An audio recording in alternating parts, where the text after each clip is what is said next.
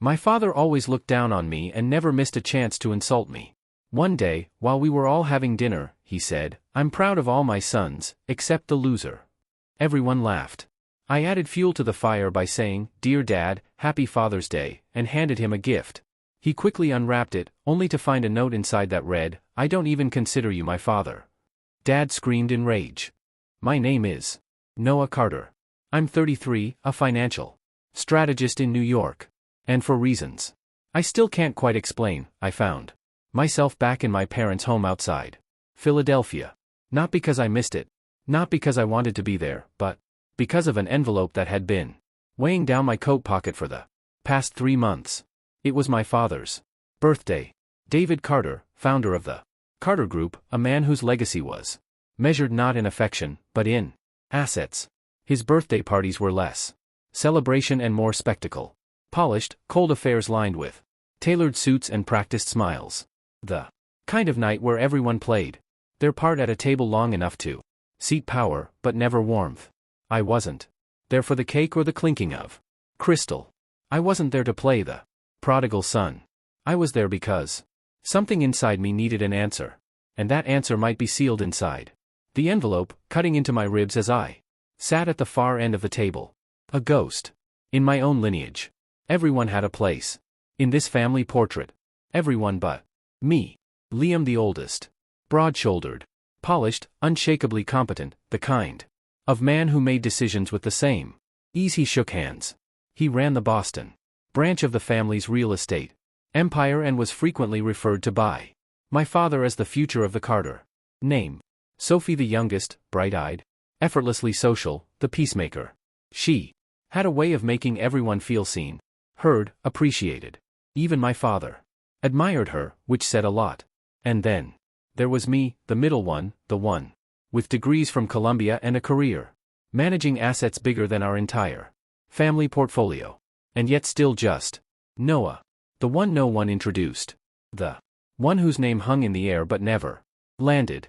To my father, I was the city boy who chose piano over baseball, finance over family, and independence over inheritance. A misfit draped in expensive wool, tolerated at best, invisible at worst. Dinner was halfway done when my father stood, wine glass in hand. His voice was clear, confident, commanding. "I'm proud of my children," he said. "Each one of them carries forward the legacy of this family." He turned to Liam first, pride nearly vibrating off his chest. Then to Sophie, eyes softening. Words of affirmation spilled effortlessly like oil on glass. And then his gaze swept toward me.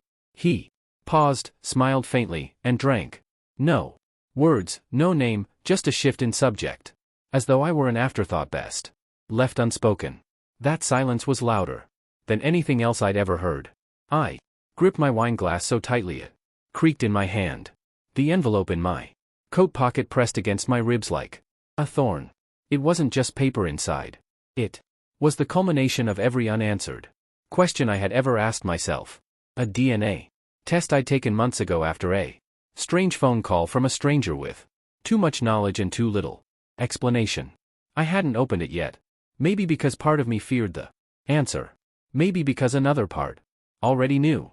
I stood slowly. No one noticed. No one called my name. Not even Sophie. Behind me, the clinking of glasses and polite laughter continued like background music. And my father's eyes never even flicked toward the empty chair I'd left behind. I don't remember exactly when I realized I wasn't liked. Not just disliked, but unwanted. Unnecessary. Maybe it was the Sunday when Liam got to go with Dad to the Eagles game and I was left behind with Mrs. Helen Brooks, the housekeeper.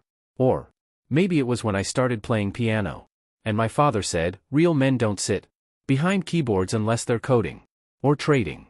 He never hit me. He never yelled.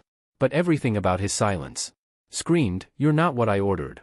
I remember the only time he came to one of my milestones, my high school graduation. I was wearing the rented cap and gown, shaking hands with a principal, smiling like it mattered. Afterward, he pulled me aside and said, "Take that thing off. It's just a private school.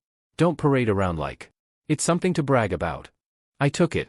Off quietly, but something cracked inside me that day, and it never healed. Right? One afternoon, not long after I'd started college, I overheard a conversation between my mother and my Aunt Laura Bennett. They didn't know I was there.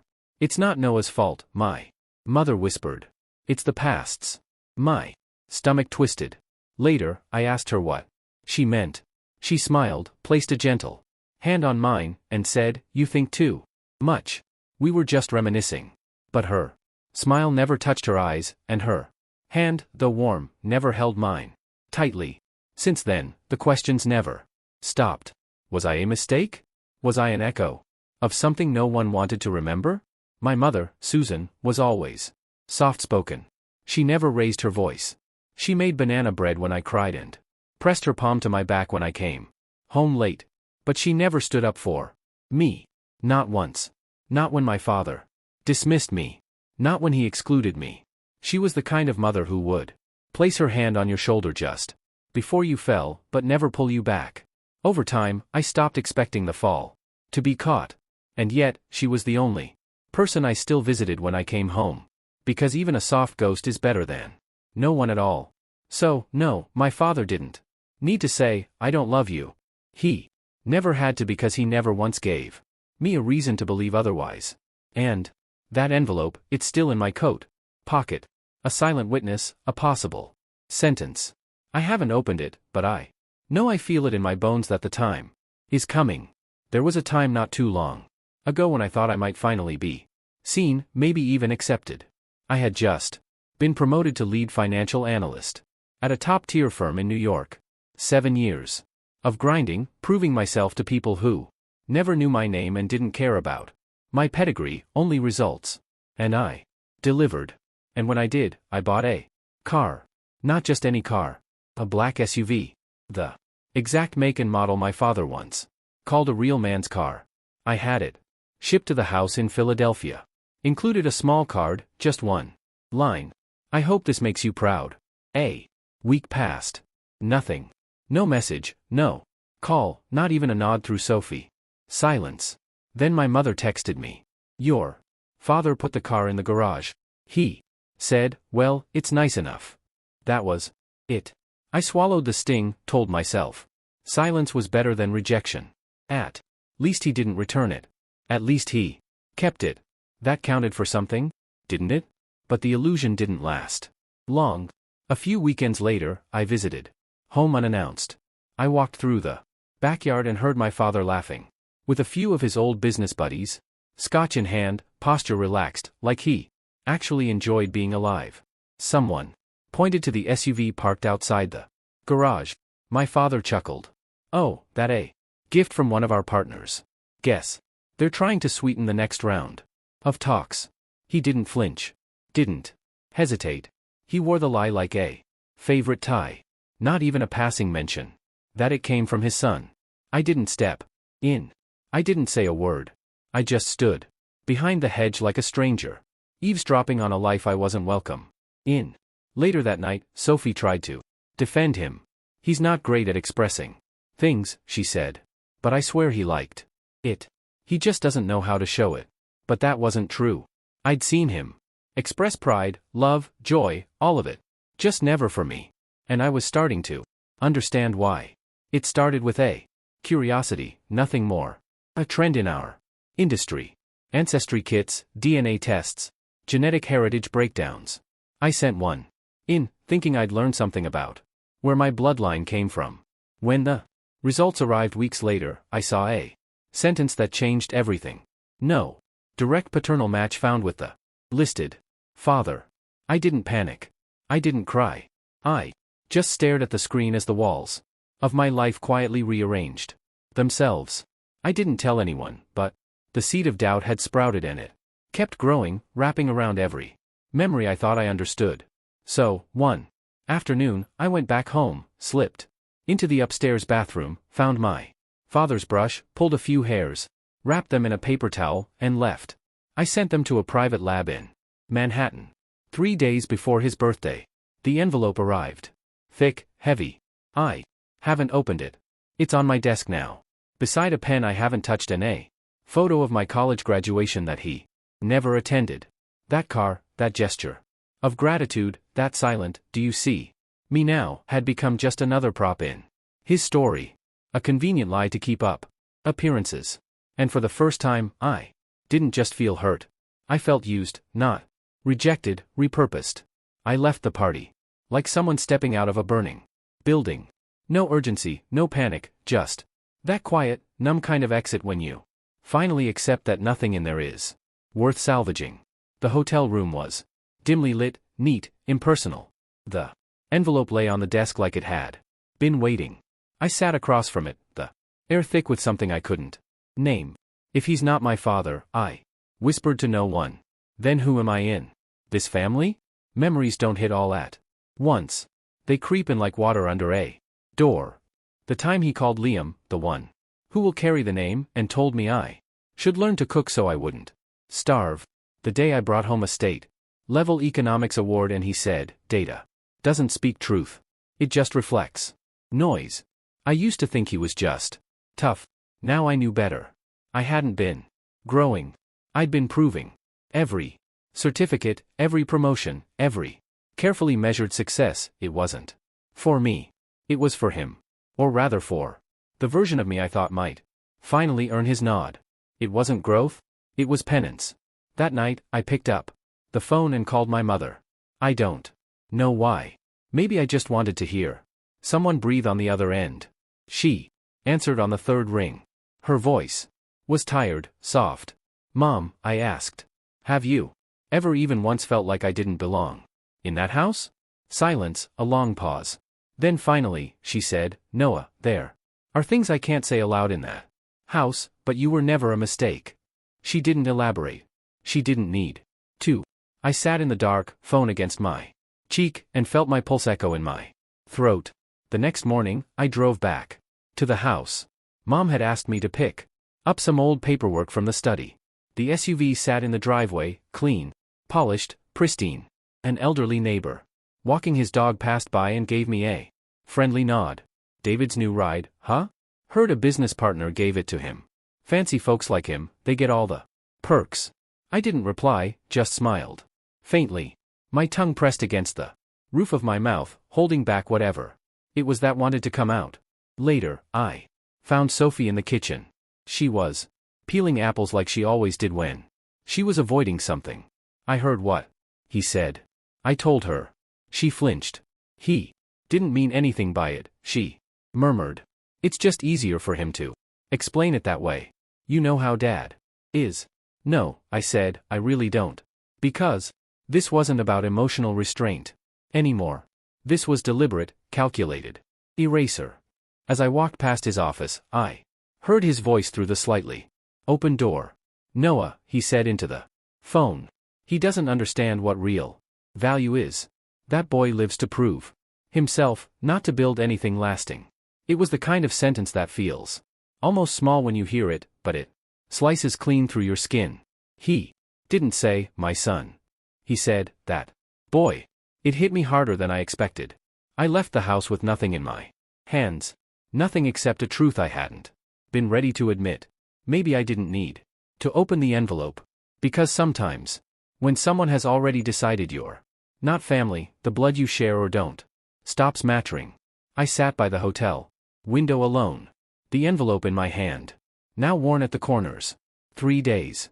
That's how long it had been since it arrived. I'd held it every night, turned it over, memorized the weight of it. I hadn't opened it, not because I was afraid of what it might say, but because somehow I already knew. This wasn't proof anymore. It was release. And yet, I kept hesitating, like some part of me still needed someone else to say it first. What haunted me wasn't the test result itself. It was the possibility that David Carter, my father, legally, might have known all along. If he did, then everything made a cruel kind of sense.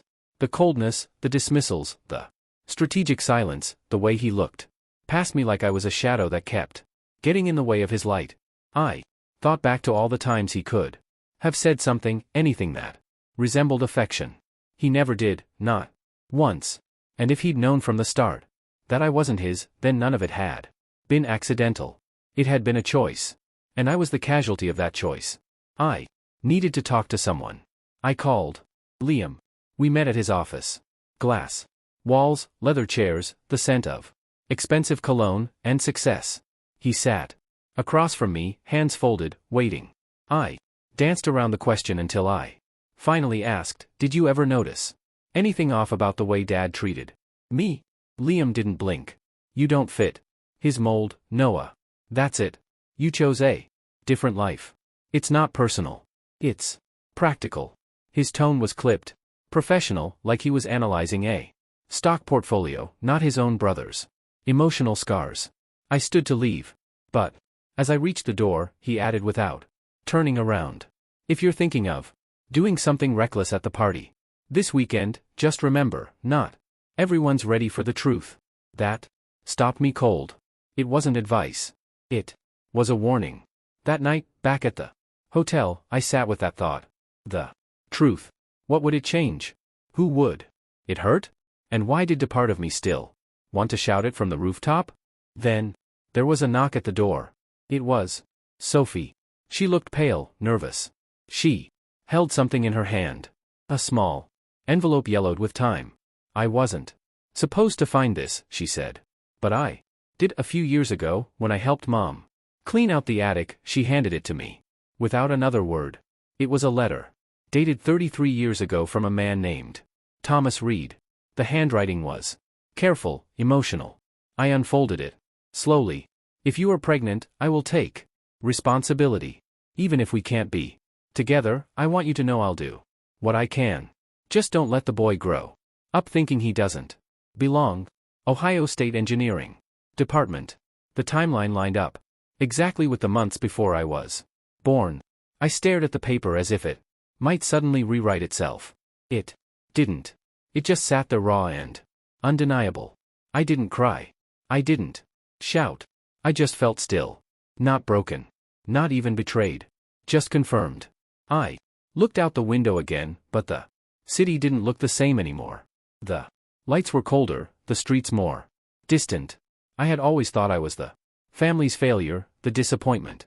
But I was never a failure. I was a deletion. A mistake someone tried to erase without making a sound. David didn't just tolerate me.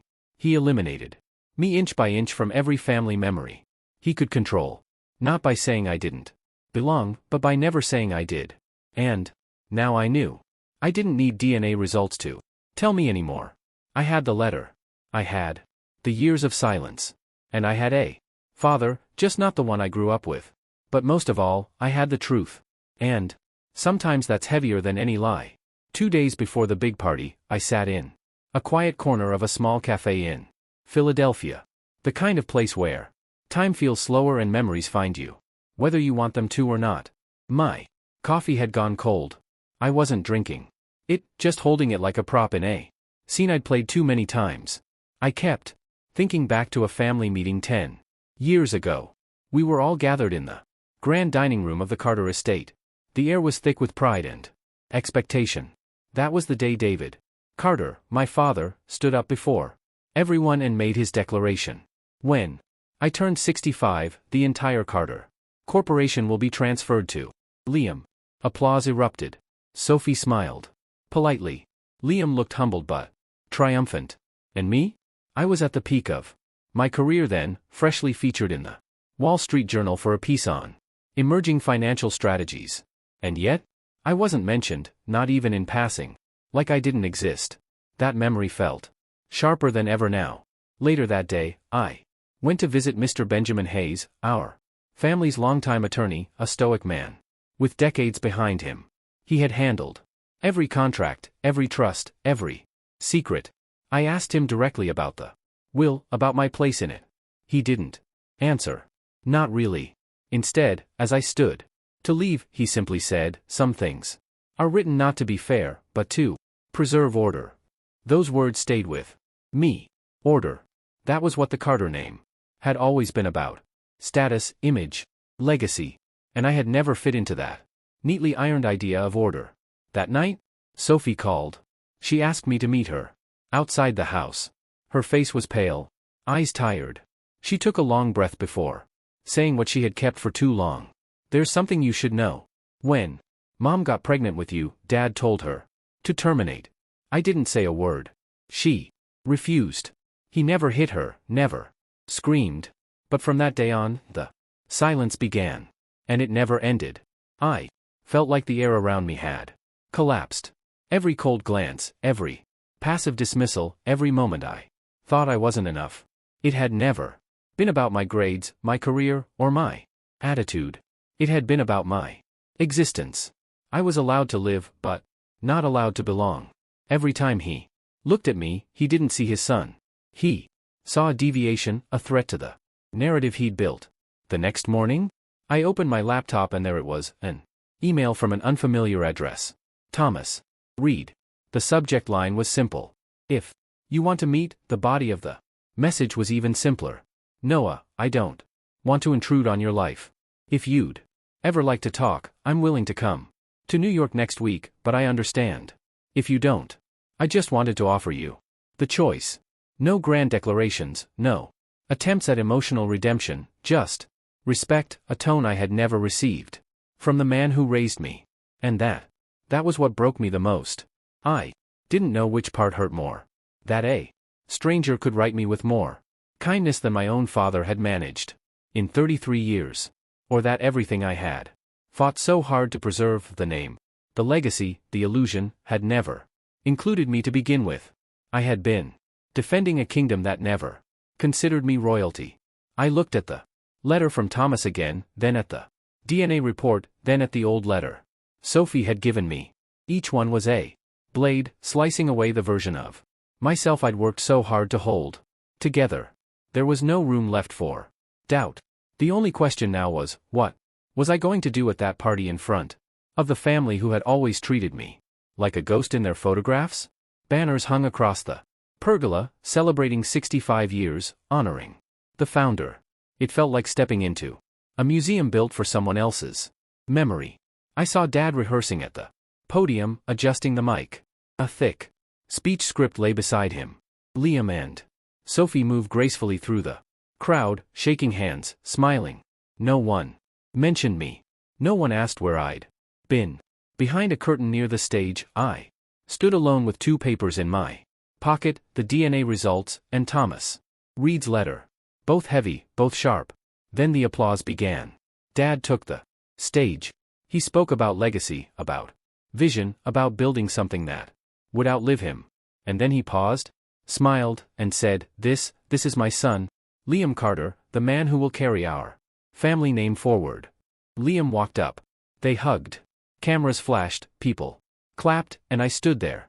Not even a footnote in the story. My hand gripped the envelope in my pocket. This was my moment. I could walk up, take the mic, say everything. The truth finally spoken aloud. I took one step forward. Liam looked at me. Just one glance. No anger. No fear, just a quiet warning. Don't do this. And in my head, Dad's voice whispered again. There are things in life you can't change. I stepped back. I left the party unnoticed. No one called after me. At the hotel, I peeled off the name tag for my lapel. Noah Carter. I dropped it into the trash. Then I opened my laptop and drafted an email to Mr. Benjamin Hayes. I won't be pursuing any inheritance. The thing I wanted from this family was never theirs to give. I signed it with my real name for the first time, Noah Reed. A week had passed since the party. I was back in New York. There was no rage, no tears, just a hollow quiet that followed me everywhere. X. Banners hung across the pergola, celebrating 65 years, honoring the founder. It felt like stepping into a museum built for someone else's memory. I saw Dad rehearsing at the podium, adjusting the mic. A thick speech script lay beside him. Liam and Sophie moved gracefully through the crowd, shaking hands, smiling. No one mentioned me. No one asked where I'd been. Behind a curtain near the stage, I stood alone with 2 papers in my pocket, the DNA results, and Thomas Reed's letter. Both heavy, both sharp. Then the applause began. Dad took the stage. He spoke about legacy, about vision, about building something that would outlive him. And then he paused, smiled, and said, This is my son, Liam Carter, the man who will carry our family name forward. Liam walked up. They hugged. Cameras flashed, people clapped, and I stood there. Not even a footnote in the story. My hand gripped the envelope in my pocket. This was my moment. I could walk up, take the mic, say everything. The truth finally spoken. Aloud. I took one step forward. Liam looked at me. Just one glance. No anger. No fear, just a quiet warning. Don't do this. And in my head, Dad's voice whispered again. There are things in life you can't change. I stepped back. I left the party unnoticed. No one called after me.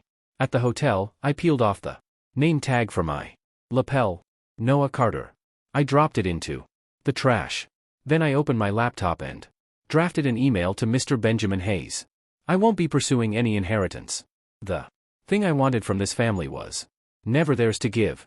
I signed it with my real name for the first time, Noah Reed. A week had passed since the party. I was back in New York. There was no rage, no tears, just a hollow quiet that followed me everywhere. People think that speaking the truth is supposed to feel like a release. But sometimes all it leaves behind are broken pieces nobody wants to pick up. Then the phone rang. It was my mother. She didn't apologize. Didn't defend herself or my father. She just said, Noah, can you come home? Not to talk to your dad, just me. I agreed, but I didn't step foot in the main house. We met at the old bakery on 8th and Maple where she used to take me after every school exam. She looked older, not in the way of wrinkles, but in the way she carried silence. She told me that the day she found out she was pregnant with me, she stood by the lake for nearly 2 hours.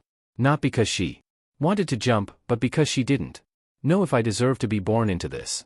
And for the first time in my life, she cried. Not as my mother, not as someone's wife, but as a woman who once made a choice that cost her everything. That night, I returned to my apartment. There was a letter waiting from Thomas Reed, handwritten. No flowery language. No demands, just one line that stuck with me. Noah, you don't have to forgive anyone, but don't let them teach you how to carry pain. I folded the letter and sat in silence. I couldn't tell if I felt lighter or just undone. He wasn't trying to save me. He was giving me permission to stop pretending. I didn't bleed. A few days later, I visited my grandfather's grave. I didn't expect to see anyone there, but Liam and Sophie were standing by the headstone. Sophie looked uneasy. She approached me, eyes lowered. I'm sorry for keeping that letter. I was scared. I thought if you knew, you'd leave for good. Liam said nothing. He simply reached into his coat pocket and handed me a key.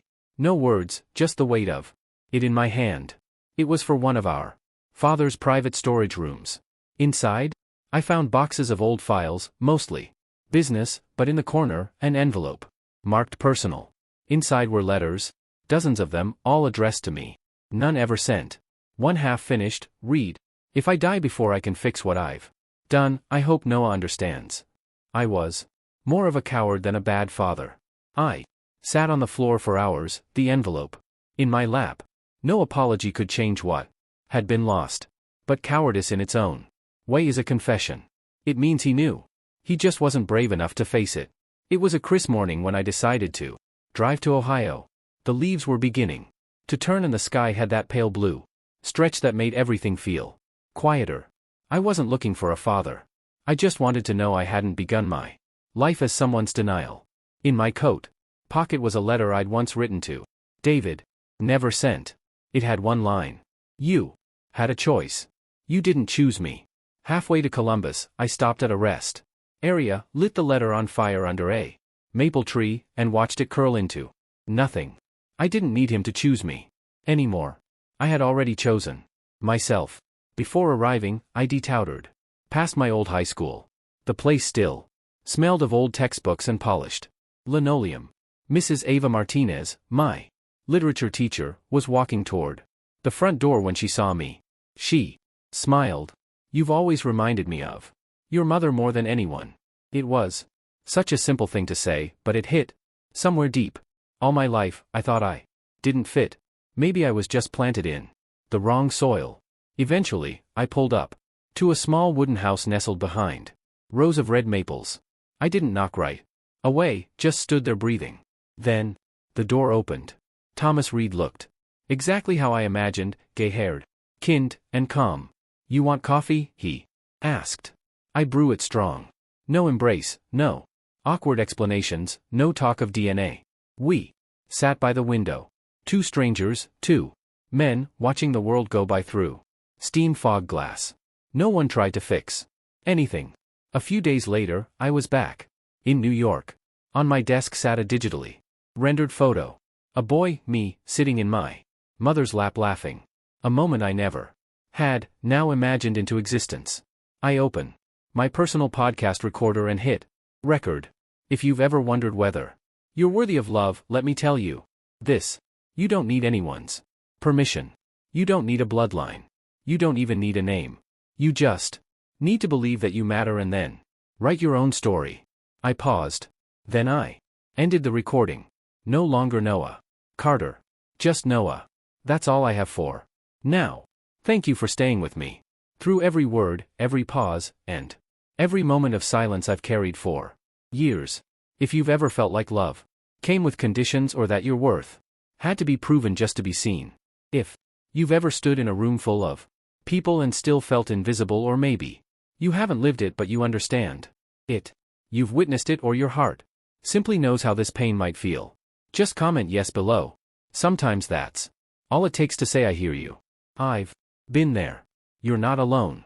And if you feel like sharing your own story, please do. Or just sit with mine. Both are more than enough. I'll be here and so will others. Because in this little corner of the world, maybe our stories, broken, quiet, unfinished, finally have a place to belong. Until next time, take care of yourself. And don't forget, healing doesn't always look loud, but it always begins with listening.